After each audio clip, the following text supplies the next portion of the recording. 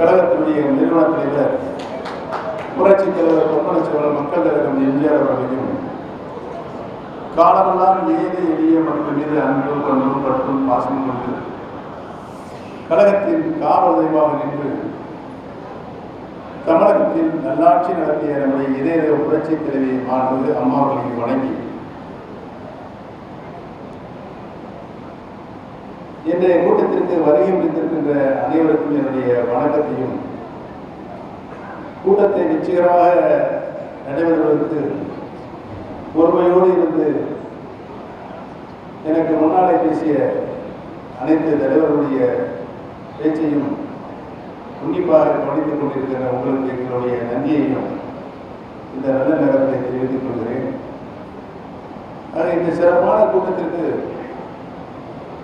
தலைமை தாங்கி நல்ல பல ஆலோசனைகளை நாம் இதற்கு முன்னால் எடுத்த நடவடிக்கைகள் இங்கே எடுக்கப் போகின்ற நடவடிக்கைகளை கருத்துக்களை தொகுத்து வழங்கியிருக்கின்ற புரட்சி தலைவர் எம்ஜிஆருடைய காலத்திலிருந்து அண்ணாவுடைய காலத்திலிருந்து கழகத்தினுடைய திராவிட இயக்கத்தினுடைய பரிணாம வளர்ச்சியை தன்னை முழுமையாக ஈடுபடுத்திக் கொண்டு நல்ல பல ஆலோசனைகளை வழங்கிய முன்னாள் அமைச்சர் நம்முடைய அனைத்து இந்திய அண்ணா முன்னேற்ற கழக தொண்டர்களின் உரிமை மீட்பு குழுவினுடைய அரசியல் ஆலோசகர் அவைத்தலைவர் மரியாதைக்குரிய அண்ணன் பண்ருட்டியார் அவர்களை நம்முடைய இந்த இயக்கத்திற்கு உறுதுணையாக நின்று அனைத்து நிலைகளிலும் நல்ல பல ஆலோசனைகள் வழங்கி முழு ஒத்துழைப்பு நல்கி கொண்டிருக்கின்ற முன்னாள் அமைச்சர் கழக இணை ஒருங்கிணைப்பாளர் அன்பிற்கினிய அருமை சகோதரர் திரு வைத்திலிங்கம் அவர்கள், கழக துணை ஒருங்கிணைப்பாளர், அவ்வப்போது எழுகின்ற சட்ட பிரச்சனைகளுக்கு நல்ல தீர்வுகளை ஆலோசனையாக வழங்கிக் கொண்டிருக்கின்ற அன்பிற்கினிய அருமை சகோதரர் திரு மனோஜ் பாண்டியன் அவர்கள், எல்லோருக்கும் நல்லவர் முன்னாள் அமைச்சர் கழக அமைப்பு செயலாளர் அண்ணன் வெள்ளமண்டி நடராஜன் அவர்கள், ராமநாதபுரம் மாவட்டத்தினுடைய கழக ஆட்சிமிகு செயலாளர் அன்பு சகோதரர் நாடாளுமன்ற மாநிலங்களவை உறுப்பினர் திரு தர்மர் அவர்கள், வருகை விடுத்திருக்கின்ற உசிலம்பட்டி சட்டப்பேரவை உறுப்பினர் மதுரை புறநகர் மாவட்ட கழகத்தினுடைய ஆட்சிமிகுந்த மாவட்ட கழக செயலாளர் அன்பு சகோதரர் திரு ஐயப்பன் அவர்கள், முன்னாள் நாடாளுமன்ற உறுப்பினர் மதுரை மாநகர மாவட்ட கழக செயலாளர் அன்பு சகோதரர் திரு கோபாலகிருஷ்ணன் அவர்கள், புதுச்சேரி மாநிலத்தினுடைய கழக செயலாளர் அன்பிற்கினிய அருமை சகோதரர் திரு ஓம் சக்தி சேகர் அவர்கள், வருகை விடுத்திருக்கின்ற கழக அமைப்பு செயலாளர் முன்னாள் சட்டப்பேரவை உறுப்பினர் திரு பாண்டியம்மாள் அவர்கள், வருகை விருந்து நல்ல பல கருத்துக்களை இங்கே எழுச்சியோடு உரையாற்றி அமர்ந்திருக்கின்ற கழக தேர்தல் பிரிவு செயலாளர் அமைப்பு செயலாளர் முன்னாள் சட்டமன்ற உறுப்பினர் அன்பு சகோதரர் திரு சுப்ரவத்னம் அவர்கள், கழக இலக்கிய செயலாளர் சகோதரி திருமதி இறை தாமரை அவர்கள், வருகை விடுத்திருக்கின்ற கழக அமைப்பு செயலாளர்கள், வருகை விடுத்திருக்கின்ற இந்த இயக்கத்தை அனைத்து நிலைகளிலும் அனைத்து மாவட்டங்களிலும் முனைப்போடு பணியாற்றிக் கொண்டிருக்கின்ற கடமையினரோடு பணியாற்றிக் கொண்டிருக்கின்ற நம்முடைய தொண்டர்கள் உரிமை மீட்கின்ற குழுவாக பணியாற்றிக் கொண்டிருக்கின்ற அந்தந்த மாவட்டங்களில் இயக்கத்தை வழிநடத்திக் கொண்டிருக்கின்ற ஆட்சி மிகுந்த மாவட்ட கழகத்தினுடைய செயலாளர்கள், வருகை விடுத்திருக்கின்ற தலைமை கழகத்தினுடைய நிர்வாகிகள், வருகை விடுத்திருக்கின்ற மகளிர் அணியை சார்ந்த சகோதரிகளை, நிர்வாகிகளை, பொறுப்பாளர்களை, வருகை விடுத்திருக்கின்ற நண்பர்களை, அன்பர்களை, நிர்வாகிகளை, பொறுப்பாளர்களை, பல்வேறு நிலைகளில் நம்முடைய இந்த இயக்கத்தின் சார்பாக பணியாற்றிக் கொண்டிருக்கின்ற அத்தனை நிர்வாகிகளை, பொறுப்பாளர்களை, பத்திரிகை மற்றும் தொலைக்காட்சி நண்பர்களை உங்கள் அத்தனை பேருக்கும் என்னுடைய பணிவான நன்றியை தெரிவித்துக் கொள்ள கடமைப்பட்டிருக்கிறேன். அதில் குறிப்பாக நம்முடைய கழகத்தினுடைய கொள்கையேற்பு செயலாளர் மிக சிறப்பாக இங்கே உரையாற்றினார்கள். அதோடு மட்டுமல்லாமல் எந்த பிசரும் இல்லாமல் நம்முடைய ஒட்டுமொத்த ஆதரவோடு தீர்மானங்களை இங்கே அவர் முன்மொழிய நீங்கள் வழிமொழியை இங்கே நிறைவேற்றப்பட்டிருக்கிறது. அதற்கும் என்னுடைய நன்றியை இந்த நல்ல நேரத்தில் நான் தெரிவித்துக் கொள்ள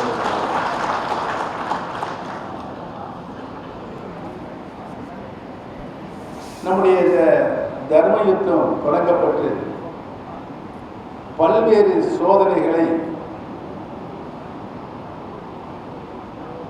எதிர்த்தரப்பிலிருந்து தரப்பட்ட பல்வேறு சோதனைகளை வேதனைகளை தாங்கிக் கொண்டு நிலையாக உறுதியாக நின்று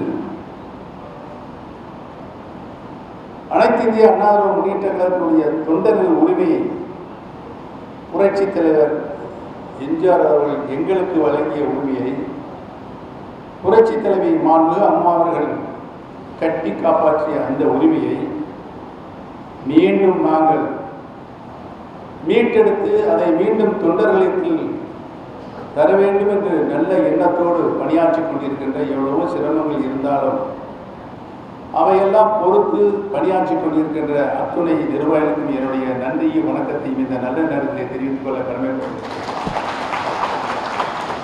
நடைபெற்று முடிந்த நாடாளுமன்ற தேர்தல், அந்த நாடாளுமன்ற தேர்தலில் ஏற்கனவே நம்முடைய கழக இணை ஒருங்கிணைப்பாளர் அவரும் நானும் நாடாளுமன்ற தேர்தலில் நம்முடைய இயக்கத்தின் சார்பாக உறுதியாக போட்டியிடுவோம் என்ற கருத்தை முடிவை அறிவித்தோம். அந்த முடிவின்படி பல்வேறு கட்டங்களை நாடாளுமன்ற பேச்சுவார்த்தையில் இறுதியாக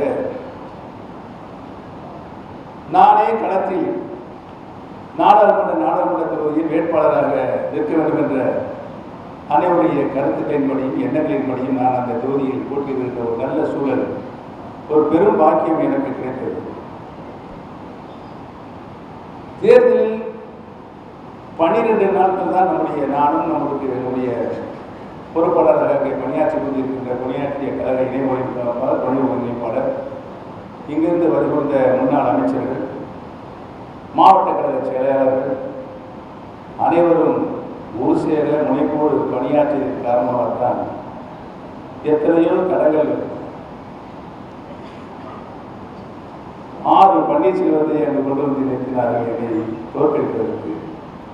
இவைகளெல்லாம் நீங்கள் எதிர்கொண்டு எனக்கு முன்னாலே 3 பன்னீர்செல்வம், எனக்கு பின்னாலே 3 பன்னீர்செல்வம், சுயேட்சை சின்னம், அதிலும் 22வது சின்னம், அதிலும் 2வது பதிவு செய்கின்ற இயந்திரம். இவைகளெல்லாம் மக்கள் பார்த்து வாக்களித்து மொத்த பதிவான வாக்குகள் 10.5 லட்சம் வாக்குகள் என்ற நிலையில் நீங்கள் அனைவரும் நம்முடைய மாவட்ட கழக செயலாளர், ராமநாதபுரம் மாவட்ட கழக செயலாளர், நாடாளுமன்ற மாநில உறுப்பினர் அனைவரும் ஒருங்கிணைந்து பணியாற்றியதன் காரணமாக மக்களிடம் நம்முடைய கருத்தை இந்த 3 ஆண்டு காலம் நாம் நடத்தி வருகின்ற இந்த தொடர் போராட்டம், சட்ட போராட்டம், தர்ம யுத்தம், இவையெல்லாம் மக்களிடம் எடுத்து சொல்லி மக்களும் நீங்கள் உங்களுடைய போராட்டம் நியாயமான போராட்டம் தான், இந்த இயக்கத்தை கபலீகரம் செய்து கொண்டு சர்வாதிகார நடவடிக்கைகள் மூலம் மக்களுடைய அபிமானத்தையும் இழந்து தொடர்ந்து தொடர் தோல்விகளை எடப்பாடி தரப்பு இந்த மாபெரும் இயக்கத்திற்கு பெற்றுத்தந்ததையெல்லாம் அவர்கள் உணர்ந்து பதிவான வாக்குகளில் 33.5% 3,42,000 வாக்குகளை நம்முடைய இயக்கம் நடத்தி கொண்டிருக்கின்ற இந்த தர்ம யுத்தத்திற்கு ஆதரவாக வாக்களித்திருக்கிறார்கள் என்பதை நான் எண்ணுகின்ற போது ராமநாதபுரம் நாடாளுமன்ற தொகுதியுடைய வாக்காளர் பெருமக்களுக்கும் அங்கு வந்து பணியாற்றிய அத்துணை நிர்வாகிகளுக்கும் என்னுடைய நன்றியும் வணக்கத்தையும் இந்த கூட்டத்தின் மூலமாக தெரிவித்துக் கொள்ள கடமைப்பட்டிருக்கிறேன். புரட்சித் தலைவர் எம்ஜிஆர் அவர்கள், புரட்சித் தலைவி மாண்புமிகு அம்மா அவர்கள், அவர்களுடைய உடல் ஆரோக்கியம், அவர்கள் 100 ஆண்டுகளுக்கு மேலாக வாழ்ந்திருக்க வேண்டிய அவர்கள், அதற்கு முன்பாகவே காலமாக ஒரு சூழல் ஏற்படுது என்று சொன்னால், இந்த இயக்கத்திற்கு வந்த வேதனைகள், சோதனைகள், வழக்குகள் இவையெல்லாம் தாங்கி தாங்கி தாங்கி தாங்கி அவர்கள் நம்மை விட்டு பெறுகின்ற ஒரு சூழல் இருந்தாலும், இந்த இயக்கத்தில் நமக்கு நம்முடைய தொடர் வெற்றிகளை அந்த 20 மாபெரும் தலைவர்களும் பெற்றுத்தந்தார்கள் என்பதுதான் வரலாறு. ஒரு தேர்தலில் வெற்றி வாய்ப்பை இழந்தோம் என்று சொன்னால், அடுத்த தேர்தலிலே கழகத்தை தூக்கி நிறுத்தி வெற்றியடைகின்ற ஆற்றல், அறிவு அந்த 20 தலைவர்களுக்கு உண்டு. புரட்சித் தலைவர் எம்ஜிஆர் அவர்கள் இந்த இயக்கத்தை தொடங்கினார்கள். யாருக்காக? தொண்டர்கள் இயக்கமாக, தொண்டர்கள் இயக்கத்தை அதை மக்கள் இயக்கமாக, மக்கள் விரும்புகின்ற இயக்கமாக அவர்கள் மாற்றினார்கள். புரட்சித் தலைவர்கள் உருவாக்கிய அந்த இயக்கம், அவர் நடத்திய அந்த விதம், மாண்பு, அதை அப்படியே புரட்சித் தலைவி மாண்பு அம்மா அவர்கள் 30 ஆண்டு காலம் இயக்கத்தினுடைய பொதுச் செயலராக பணியாற்றி எவ்வளவோ வழக்குகள், சோதனைகள், வேதனைகள் இவைகளெல்லாம் தாங்கி இந்த இயக்கத்தை யாராலும் வெல்ல முடியாத எதிர்கோட்டையாக மாண்புமிகு அவர்கள் உருவாக்கி நம்முடைய கையிலே தந்தார்கள். அவருடைய காலத்திற்கு பின்னால் ஏற்பட்ட பல சோதனைகள் உங்கள் அனைவருக்கும் நன்றாகவே தெரியும். அவைகள் எதிர்காலத்தில் அனைத்து இந்திய அன்னார முன்னேற்ற கழகத்திற்கு வரக்கூடாது என்று ஒருங்கிணைந்தும் மாண்புமிகு அம்மாவுடைய இறப்பிற்கு பின்னால், அதற்கு பின்னாலே நடந்த அத்துணை பிரச்சனைகளும் பல கூட்டங்களிலே நான் பேசியிருக்கிறேன். எனக்கு முன்னாலே பேசிய தலைவர்களும் பேசியிருக்கிறார்கள். எவ்வளவுதான் நாம் இணக்கமாக ஒத்துழைப்பு தந்தாலும் அதை மதியாத தன்மைதான் இன்றைக்கு நம்முடைய இயக்கத்தில் பொதுச் செயலாளர் என்ற பட்டத்தை தனக்குத்தானே சூட்டிக் கொண்டார். சர்வாதிகார முறை. முதலாவது நடந்த பொதுக்குழுவில் நிகழ்ச்சி நிரலில் 12 இனங்கள் இருந்தது. வரவேற்புரை முடிந்தது. மூன்றாவதாக நான் அந்த ஆண்டுடைய பொருளாதார முறையில் வரவு செலவு கணக்குகளை படிக்க வேண்டும். அதற்கு முன்னாலே ஒருவர் வந்து மைக்கில் நின்று 2 பேரும் ஒருங்கிணைப்பாளராக நானும், இணை ஒருங்கிணைப்பாக எடப்பாடி பழனிசாமி கையெழுத்திட்ட அந்த தீர்மானங்கள் செல்லாது செல்லாது செல்லாது நீக்கப்படும் என்று சொல்லி கூட்டத்தை முடிச்சிட்டாங்க. முடிச்சுட்டு என்ன இப்படி வந்து ஆந்தோடித்தனமாக சர்வாதிகாரமாக கூட்டத்தை முடிக்கிறார் என்று நானும் அன்பு சகோதரர் வைத்தியம் அவர்களும், மனோஜ் பாண்டியன் அவர்களும், தேசிய பிரபாகர் அவர்களும் எழுந்து செல்லுகின்ற பொழுது எங்கள் மீது தண்ணீர் பாட்டில் வீசினார். அவையெல்லாம் நீங்கள் கண்ணீர். சரி, போயிட்டோம். அடுத்த பொதுக்குழு 11ஆம் தேதி கூட்டப்படும் என்று ஒருங்கிணைப்பாளராக நான் என்னுடைய அனுமதி இல்லாமல் அவர்களாகவே தாண்டோடித்தனமாக அறிவித்தார்கள். முதல் பொதுக்குழுவில் ரவுடிகளுக்கும் கேடிகளையும் கொண்டு வந்து உட்கார வைத்து அவர்கள் இஷ்டப்பட பல தீர்மானங்களை நிறைவேற்றினார்கள். 2வது பொதுக்குழுவில் நாங்கள் கூடி பேசி அமைதியாக நம்முடைய தலைமை கழகத்தில் போய் நாம் உட்கார்ந்து விடலாம், நம்முடைய அனுமதி இல்லாமல் அந்த பொதுக்குழு நடைபெறுகின்ற நிலையில் அனைவரும் தலைமையகத்தை நோக்கி வேனில் போயிட்டு இருக்கோம். இந்தியன் பேங்க் நம்முடைய தலைமை கழகத்தில் 1 கிலோமீட்டர் தூரம் இருக்கு. அந்த இந்தியன் பேங்க் கடந்து தான் நம்ம தலைமை கழகம் போகணும். அங்கே சென்னை மாவட்டங்களுக்கு இருந்த 8 மாவட்ட கழக செயலாளர்கள், தலைமைகள் தலைமை கழகத்துடைய கேட்டை பூட்டிக் கொண்டு ஒரு 300 அடியாட்களை உட்கார வைத்துக் கொண்டு வருகின்ற அந்த வழியில் வருகின்ற போகின்ற கட்சிகளெல்லாம் அழைப்பது, கொண்டு வருவது, செய்வதுமாக இருந்தார்கள். நாங்கள் வேனில் வருவதை வைத்திருந்து அங்கிருந்து இவர்கள் எல்லாம் கிளம்பி இந்தியன் பேங்கில் வந்து எங்களுடைய வாகனங்களை அடிப்பதும் நொறுக்குவதும் கல்லை கொண்டு எரிவதும் இப்படி பல வன்முறை சம்பவங்கள் நடந்தது என்பது அனைவருக்கும் தொலைக்காட்சி மூலமாக நீங்கள் கண்டுகொண்டிருக்கிறீர்கள். இவர்களை எதிர்கொண்டு நாங்கள் தலைமைக் கழகம் செல்கின்ற பொழுது அங்கே திறக்கப்பட்டிருந்தது தலைமைக் கழகம். அதுதான் நடந்த உண்மை. பொதுக்குழு என்ற பெயரில் அங்கே ஒரு கிட்டத்தட்ட சிறுவாறு கல்யாண மண்டலத்தில் பொதுக்குழு நடைபெற்ற பொழுது இங்கே 8 மாவட்ட செயலாளர்கள் ஏன் இங்கே கூடி நின்று 300 பேரை வைத்துக் கொண்டு இந்த சர்வாதிகாரத்தை இதுவரை அனைத்து இந்திய அண்ணா முன்னேற்ற கழகத்தினுடைய வரலாற்றில் இது மாதிரியான ஒரு வன்முறை சர்வாதிகாரம் நடைபெறவில்லை என்ற ஒரு அரங்கேற்றத்தை அவர்கள் நடத்தினார்கள். அதனால்தான் இன்றைக்கு பொதுமக்கள் மிகுந்த நம்பிக்கையோடு நம்முடைய இயக்கத்திற்கு தொடர் வெற்றிகளை தந்த பொதுமக்கள் இன்றைக்கு தொடர் தோல்விகளை தருவதற்கு எடப்பாடி பழனிசாமி தலைமைதான் மூல காரணமாக இருக்கிறது. ஆக அந்த எடப்பாடி பழனிசாமி ஏதோ பாபா நம்மளுடைய பத்திரிகை நிறுவனம் தொலைக்காட்சியெல்லாம் எல்லாரும் ஒன்று சேருவீங்களா இணைவீங்களா என்பது இணைவதற்கு ஒரு சாயத்தில் கூட வாய்ப்பு இல்லைங்க. யார் சொல்றது?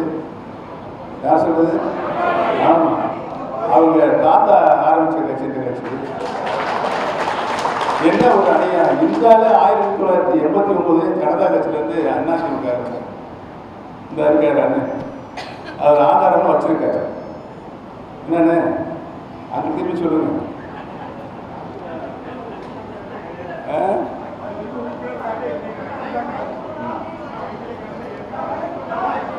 அப்படிதான் வந்து குடும்பம்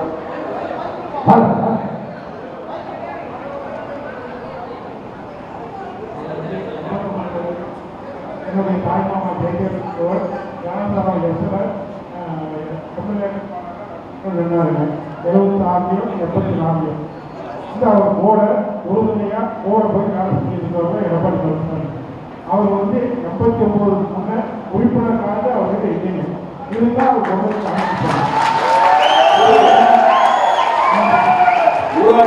ஊராட்சி மன்ற தேர்தலில் விஸ்வநாதன் காப்போசன் நின்றுங்க. அவர் வந்து 84 தோற்றுட்டாரு பஞ்சாயத்து தலைவர் தோற்றுட்டாரு. அந்த எலெக்ஷன்ல 86 அப்பாவும் பஞ்சாயத்து தலைவர் இருந்தாரு. அப்போ நின்று தோற்றப்போ அவருக்கு தோற்றுட்டாரு. பழனிசாமி தோற்றுட்டாரு. விஸ்வநாதன் அவர் தான் ஜெயித்தாரு. அவர் பேர் தான் இருக்காரு. அவரு ஜெயதேவருக்கு எனக்கு என்னுடைய சொந்த தாய்மாமன். அவர் இறந்தார் 20 வருஷம் முன்னே இறந்தார். ஜனதாதள எஸ்எல் இருந்தாங்க. நான் வந்து மருத்துவ கட்சி ஒன்றியர் ராஜ்குமார். இப்போ சேலம் மாவட்ட வடக்கு மாவட்ட செயலாளர்.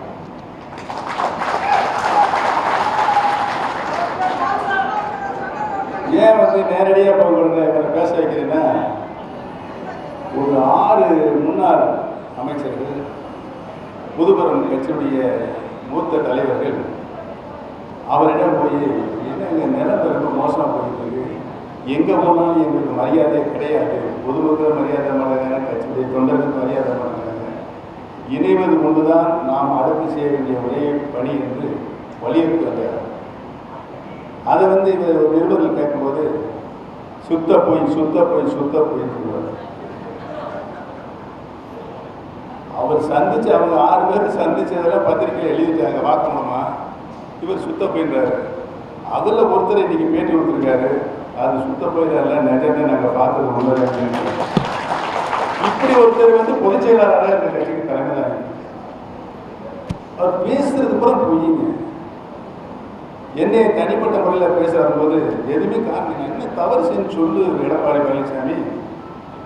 நான் பல கூட்டத்தில் கேட்டேன், என்ன தவறு சொல்ல முடியல, அவரால் என்ன தவறு செஞ்சுன்னு சொல்லவே முடியலை. அவர் வந்து ஜானகியிலிருந்து வந்தவர். யார் ஜானகியிலிருந்து நான் எப்போ அவர் சொல்கிறது. அதுக்கடுத்து என்ன சொல்கிறாரு, ஜானகி சாமி அவங்க வந்து கோடி தொகுதியில் அம்மா நிற்கும் போது நிர்மலா அங்கே ஏற்றுனாங்க அம்மாவை.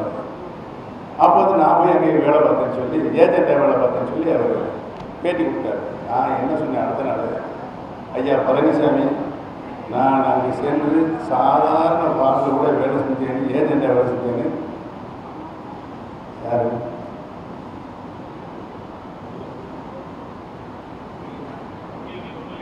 நான் வேலை செஞ்சேன்னு நீங்கள் நிரூபித்தீங்கன்னா நான் அரசியல் விட்டு விளைவிக்கிறேன். நிரூபிக்கலைன்னா நீங்கள் அரசியல் விட்டு விலக தயாராக இருக்கேன். இது வரைக்கும் பதில் இல்லை. பதில் இல்லை. கால சூழ்நிலை நாம் 2 அணியாக பிரிந்தோம். 1989 நடந்த தேர்தலில் நாம் தோல்வியுற்றோம். தலைவர்கள் ஒன்று சேர்வதற்கு முன்பாக தொண்டர்கள் அனைவரும் ஒன்று சேர்ந்து மீண்டும் அனைத்து இந்திய அண்ணா முன்னேற்ற கழகத்தில் மதுரை மருங்காவூர் தேர்தலில் வெற்றி பெற்றோம். இதுதான் வரலாறு. அம்மா என்னை மாவட்ட செயலாளர் முன்னால் கூப்பிட்டு பேசினாங்க. பன்னீர்செல்வம் அம்மா ஒரு பேட்டில் பேப்பர் எடுத்துட்டாங்க. முதல்ல சொல்லுங்கள், நீ எப்போ கட்சியில் இருந்தீங்கன்னா அப்படியே சொல்லி இருக்கிறேன்.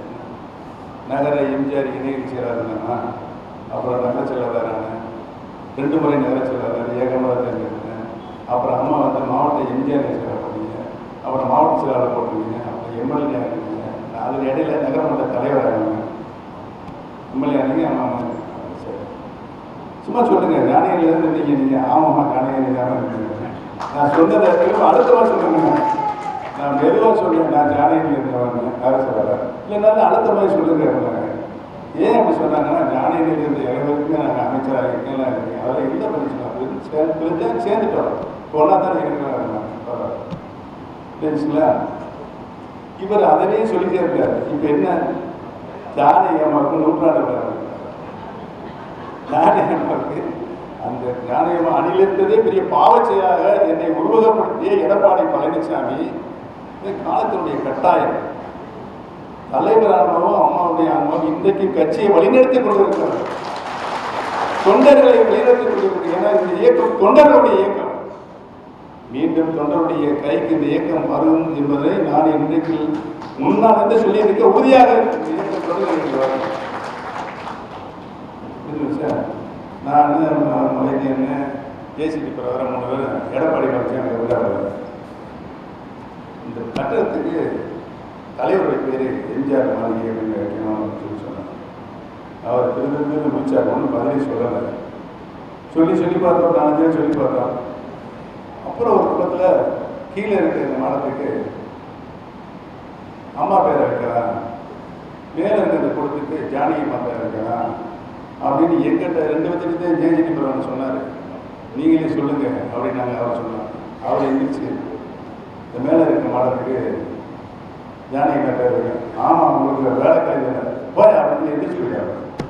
யார்? எடப்பாடி பழனிசாமி. என்னங்க எவ்வளோ ஒரு கருத்து சொன்னால் முடியலாடி முடியல, ஏன் கோச்சிட்டு போறீங்க அப்படின்னு சொல்லி கோச்சிட்டு போறீங்க ரொம்ப வருத்தம். இப்படிப்பட்ட நபர் இன்னைக்கு ஜானகி 100 யாராவது கொண்டாடப்படுறாங்க.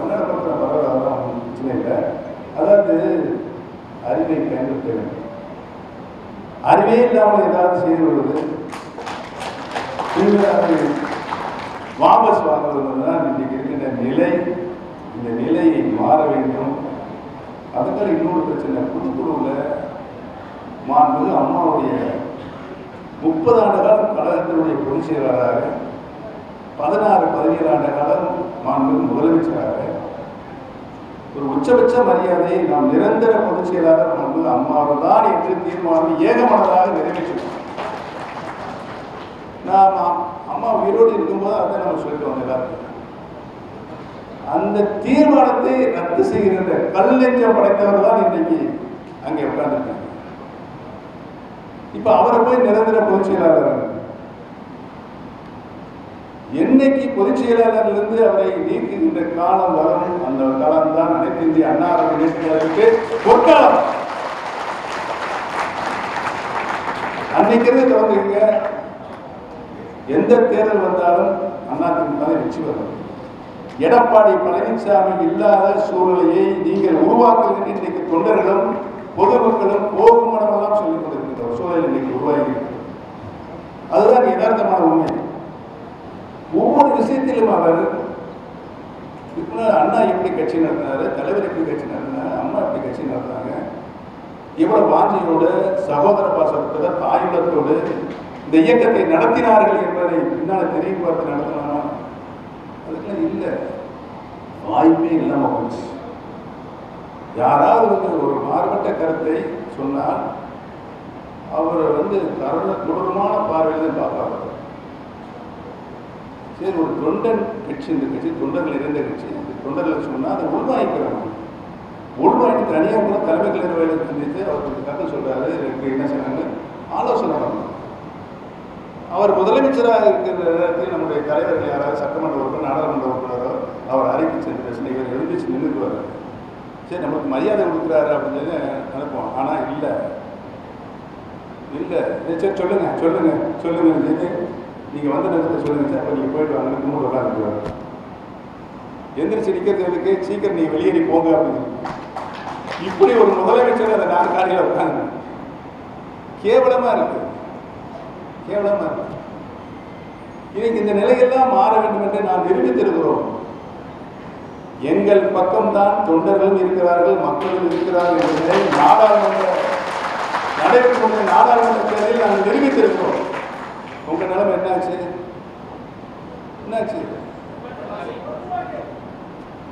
ஆண்டிவிட்டி தொகுதி தலைவரை வந்து முதலமைச்சராக ஆக்கின தொகுதி ஆண்டிவிட்டி தொகுதி, அம்மாவை ஆக்கினது ஆண்டிவிட்டி தொகுதி. அங்கே ஒரு பூத்தில் ஒரு ஓட்டு இந்த ஏஜென்ட் 2 பேர் உள்ளவங்க, அந்த 4 பேர் உட்காந்து அவங்க கூட போடுறாங்க. நான் கேட்டேன் போய், என்னப்பா யாரா கூட்டு விட்டீங்க, அப்போ நீங்களும் அந்த ஓட்டை போட்டுக்கலாமாங்க, நீங்கள் வேற ஏன் நாங்கள் வம்புக்கு உட்காந்துருக்காங்க. அந்த ஏஜென்ட் டெபாசிட் போச்சுங்க. தேனி தொகுதியில் 39 இடம் போட்டிட்டு ஒரு தொகுதியில் ஜெயிச்ச தொகுதி தேனி மாவட்டம், தேனி நாடாளுமன்ற தொகுதி. அதில் டெபாசிட் போகுது நாடாளுமன்ற.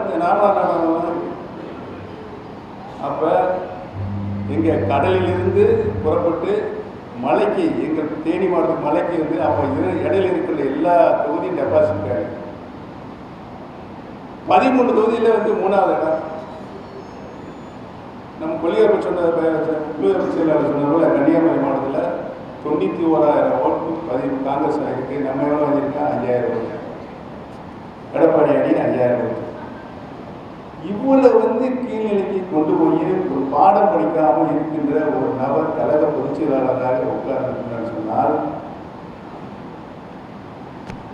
எல்லா தீர்ப்புமே தற்காலிக தீர்ப்பு தான். நல்லா புரிஞ்சுக்கணும், எல்லா தீர்ப்புமே தற்காலிக தீர்ப்பு தான். உச்ச நீதிமன்றம் ஒரு நல்ல அறிவுரையை சொல்லி அனுப்பியிருக்கார். எல்லா வழக்குகளும் ஒருங்கிணைக்கப்பட்டு சென்னை உயர்நீதிமன்றத்தில் சிவில் சூட்டில் அந்த வழக்கு நடைபெற வேண்டும் என்று சொன்னோம். நடைபெற வேண்டும். 2 தரப்பு வாதங்களையும் அங்கு கேட்க வேண்டும். அங்கு வழங்கப்படுகின்ற தீர்ப்பு தான் இறுதி தீர்ப்பாக இருக்கும்.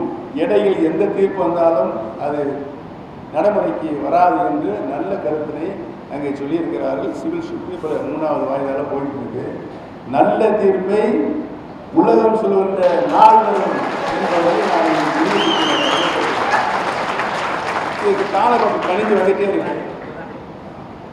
தம்பி எடப்பாடி பழனிசாமி, காலம் கடந்து உங்களுடைய சர்வாதிகாரத்திற்கு முற்றுப்புள்ளி முடிவுரை எழுதுகின்ற காலம் நெருங்கி வந்து கொண்டிருக்கிறது.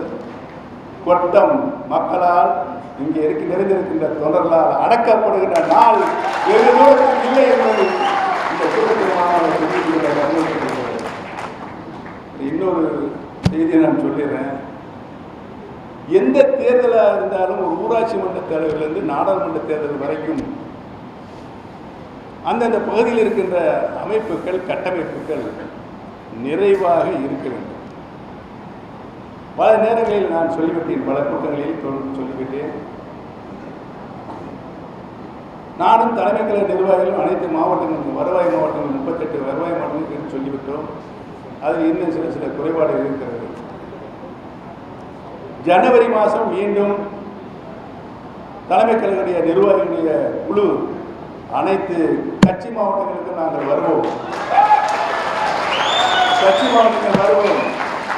நீங்கள் கிளைக்கழகங்கள், ஊராட்சியில் இருக்கின்ற, பஞ்சாயத்தில் இருக்கின்ற கிளைக்கழகங்கள், ஹேம்லெட் வில்லேஜில் முதற்கொண்டு கார்பரேஷன், மாநகராட்சி வரைக்கும் கிளைக்கழகங்கள் உருவாக்கப்பட வேண்டும். கிளைக்கழக செயலாளர் மட்டுமல்லாமல் அதற்கு கீழே இருக்கின்ற 8 நிர்வாகிகள் உருவாக்கப்பட வேண்டும். அப்பொழுதுதான் எந்த தேர்தல் வந்தாலும் நம்மளை வெல்லுவதற்கு இயக்கமே இல்லை, கட்சியில் என்ற சூழ்நிலை உருவாகும். நாங்கள் ஜனவரி மாதம் நாங்கள் குழு வருவோம். நீங்கள் எல்லா கிளையும் போட்டு முடிச்சு கொடுத்தா தான் நாங்கள் அந்த மாவட்டத்துக்கு மட்டும் வெளியேறுவோம். அதையும் சொல்லிட்டாங்க. பயமுறுத்தலுக்காண்டி சொல்லலை, உண்மை நிலையை முயற்சி திருவினையாக்கும்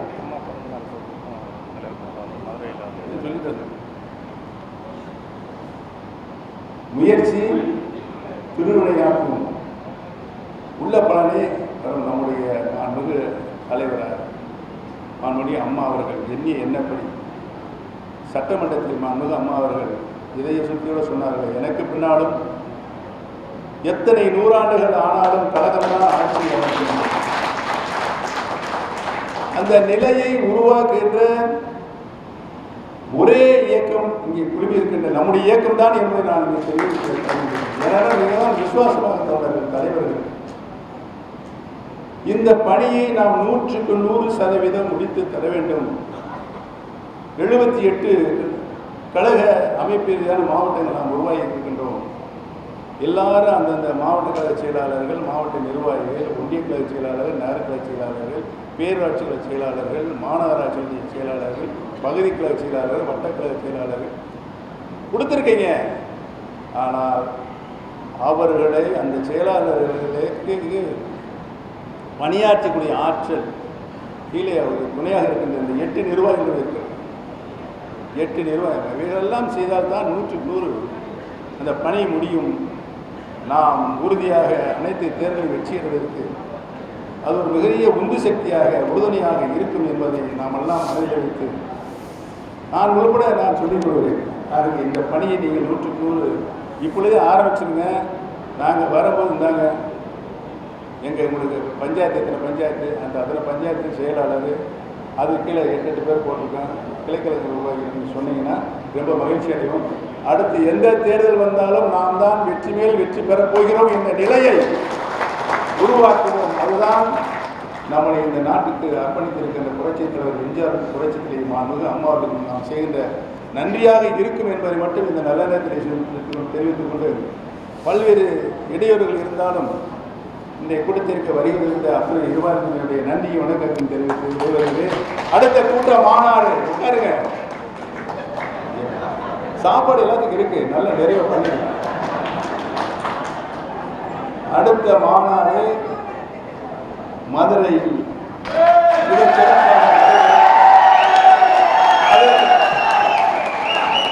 அதற்கு பின்னால் ஏற்கனவே 1 வருஷத்துக்கு முன்னால இடங்களுக்கு எத்தனை இடம் 32 ஏக்கர் கோவையில் நம்ம அட்வான்ஸ்லாம் கொடுத்து வச்சுருந்தோம். 1 வருஷத்துக்கு முன்னாலே எங்கள் மாநாடு நடத்துறதுக்கு. மதுரை நடத்தி முடித்த பிறகு கொங்கு மண்டலத்தில் மாநாடு. அதற்கு பின்னால் எல்லாத்தையும் ஒருங்கிணைந்து ஏற்கனவே திருச்சியில் நடத்தி முடிச்சிட்டோம். எல்லாத்தையும் ஒருங்கிணைச்சு சென்னையில் பிரம்மாண்டமான மாநாடு.